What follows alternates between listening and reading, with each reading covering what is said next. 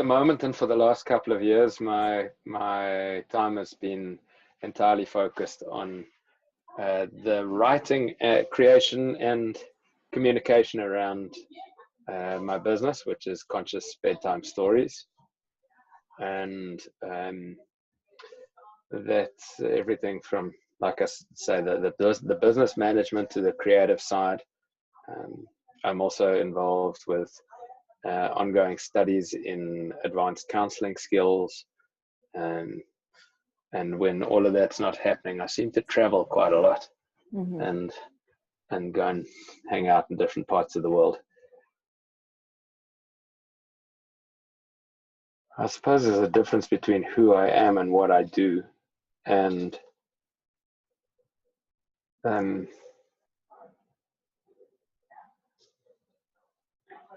I could talk about being South African. I could talk about being nomadic, a deep spiritual inquirer, a teacher, a writer. I don't know.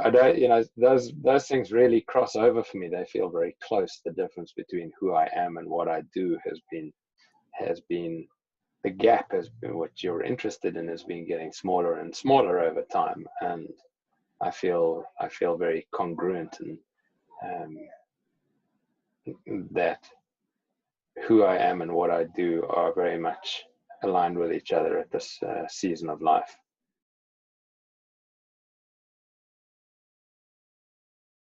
I've had good teachers, and I've had very clear, deep trainings that have enabled me to understand within myself what it feels like to be living congruently. And I grew up in South Africa as a fourth generation family jeweler, so I had a very strong lineage that was setting me up to be something, and being a jeweler, and I am still a jeweler too, and I say that, but I say that as an internal aspect. I don't say that because anything that I do in the world today involves gold and diamonds or luxury watches like it used to, but that I have a lineage that I'm still part of, and I continue to carry. I mean, all the time. I mean, our opening question on this was, how did the work get to be congruent with who I am? And it's like all of the time, I could feel.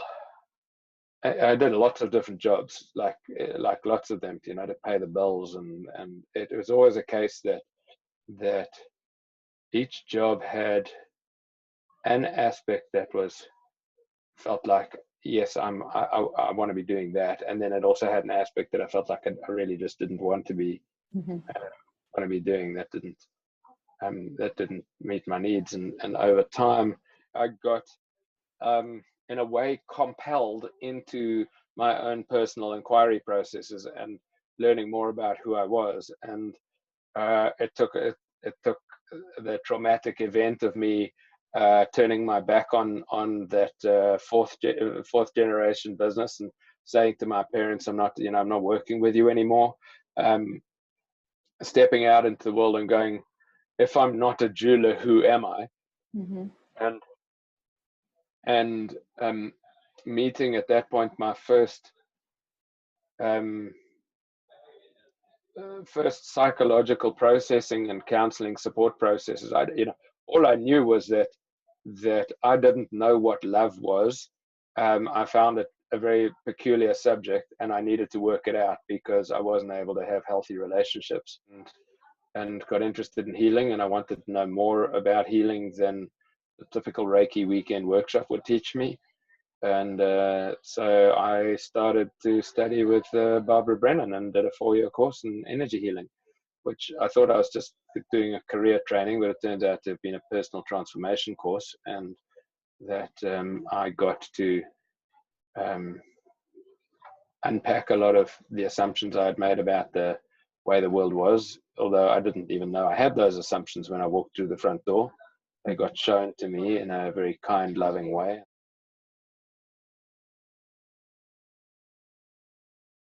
I might use the word integrity. And from the Mankind Project and the men's work I've been involved with, we talk about integrity and accountability. And a man who's in integrity does what he says he's going to do. And it's almost as simple as that, and can be held to account for that by his community or his loved ones or his work colleagues. And so authenticity has a strong link to both of those aspects to me. The ultimate authenticity through the model of the energy field system is that our unique essence within us has an impulse to express itself, and that impulse or intention has an intention and a desire to express itself in a particular way. That'll come from the very core of our being, and it'll ripple down through our energy field. It'll come into our physical body, and we will act.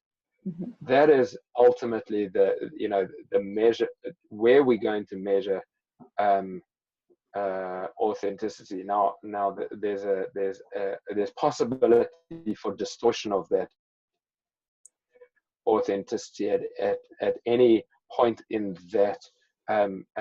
It's a creative process. This is the wave of creativity. It's happening all the time, and so it can get distortion. We can have a split intention. We can be confused by our psychological history, and that means that this beautiful essence doesn't come through our energy field, in wholeness. We can have blocks that affect it. Those sort of things are happening, but whether we're talking about the micro and the internal, or whether we're talking about this macro, it's the same thing. It's just an act, or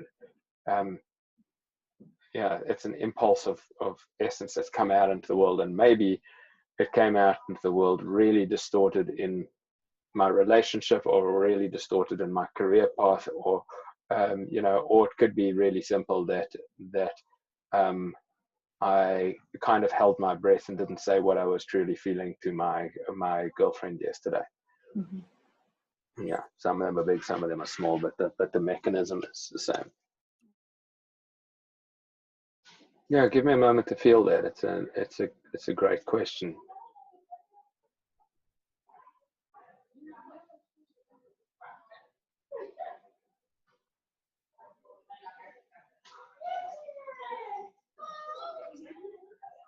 Barbara Brennan used to say that our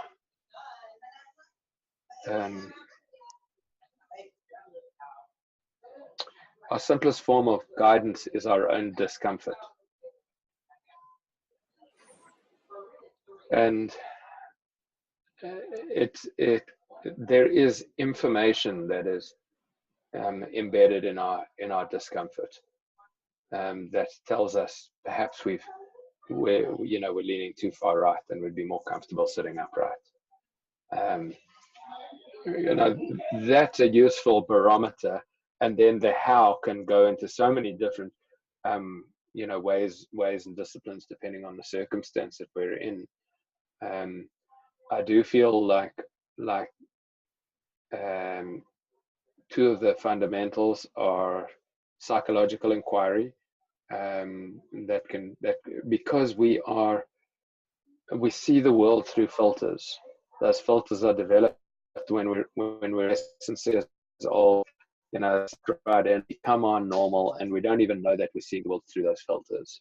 And unless we take on the work of spiritual inquiry, we're not going to know about that. So invariably that needs another person, or a group context, or a training, so that there are mirrors that can be held up to say, hey, are you aware that you do this? Sometimes reading a book can do that, right? I mean, that's the beauty of books, that they're accessible widely, and they can come right into the home. And then parallel to that, the psychology is, for me, engaging in a process of creativity, whatever that is, and it can be woodworker, it could be cooking. You know, the creative process is happening all the time, but there's something in it that has that moment where it goes, oh, I want to create something. I want to knit a new sweater. I want to write something new. I'm like, and there's that like that feeling of like something's coming, and I've got to, I don't know, like I go out and look for it, and I might need to walk the world in order to get inspiration. And then, you know, if I walk down Findhorn Beach and I pick up, you know, 3 shells, 4 pebbles, and a piece of wood, I'm like, wow, all of a sudden I've got these things, and I can start to explore their interrelationship with each other. And there's something immensely important about that, being engaged in that.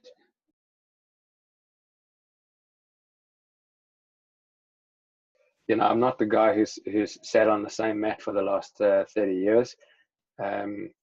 My current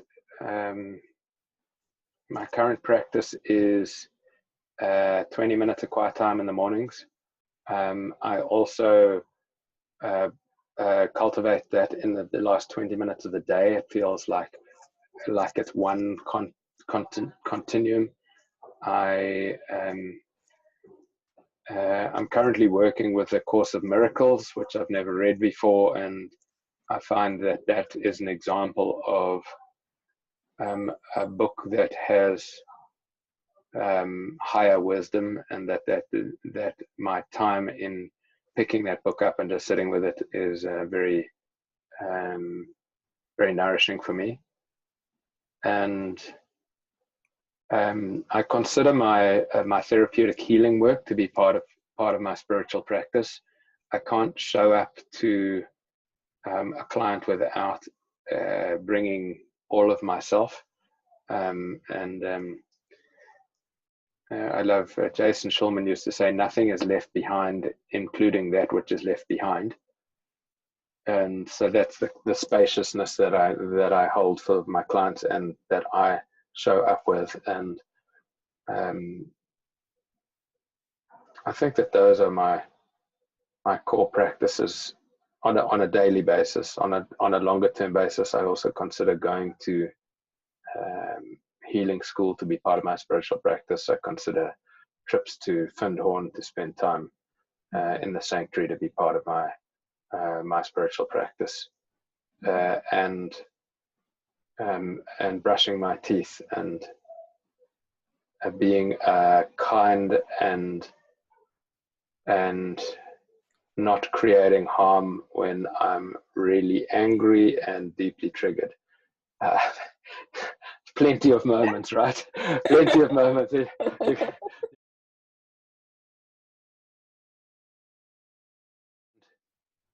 I've had to learn about the pleasure of boundaries and limitations.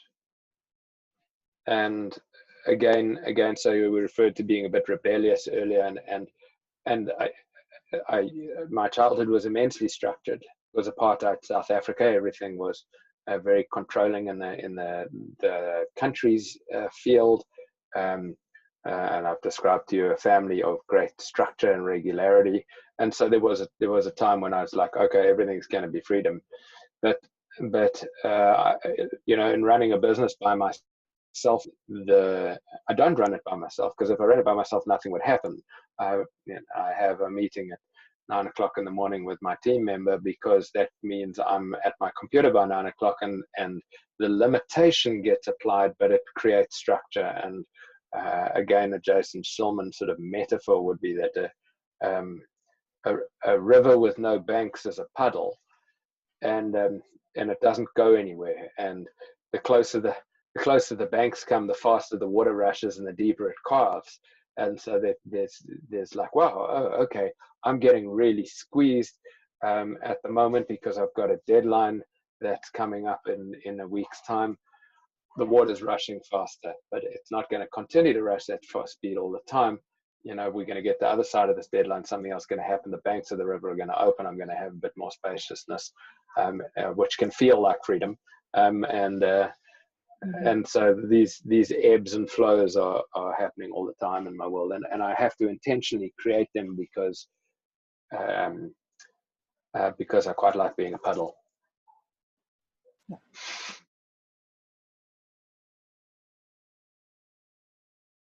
You know, the creation of this collection of bedtime stories and the work that I've been doing has come about because of a period in my life where I haven't had to earn money.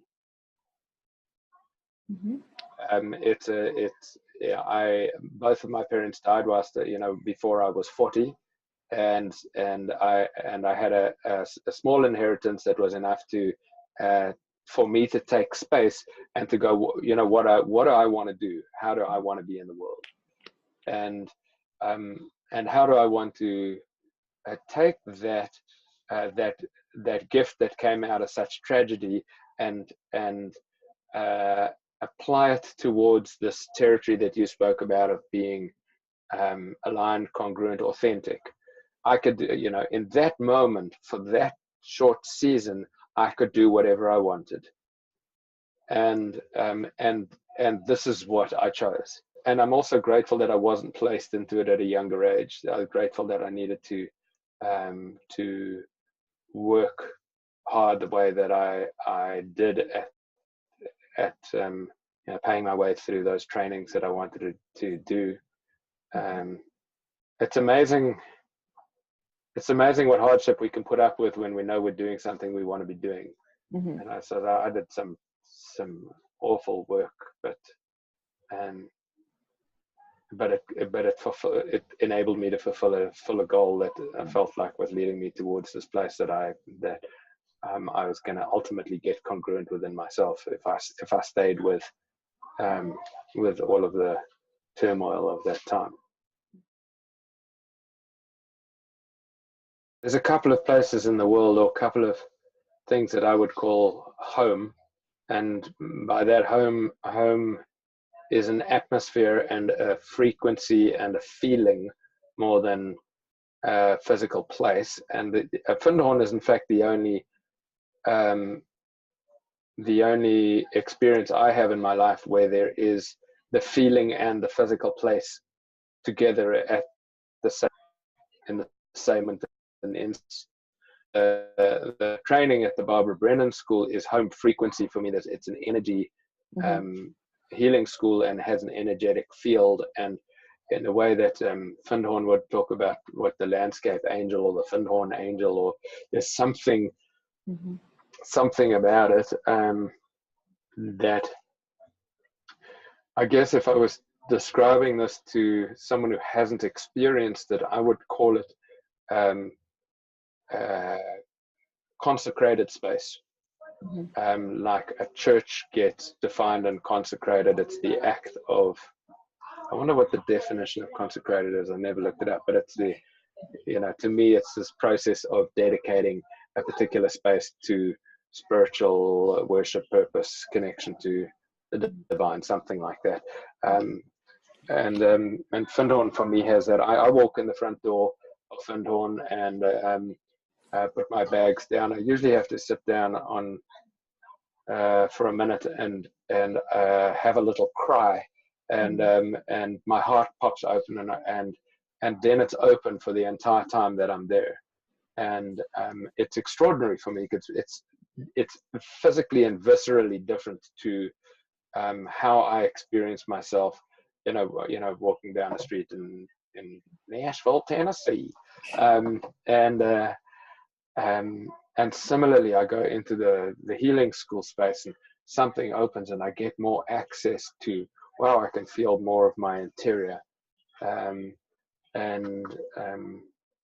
I know that I need that. I know that I'm not sure what I would create if I had that in my life all the time. It's a genuinely interesting question for me. I wonder, like, wow, if I felt what it gives me is a sense of safety, a sense of feeling loved, and a sense of belonging, and a feeling of being welcome, and that's what I get in both of those places. And if I lived with that as as a rich, accessible, tangible feeling inside of me all of the time, what is it that I might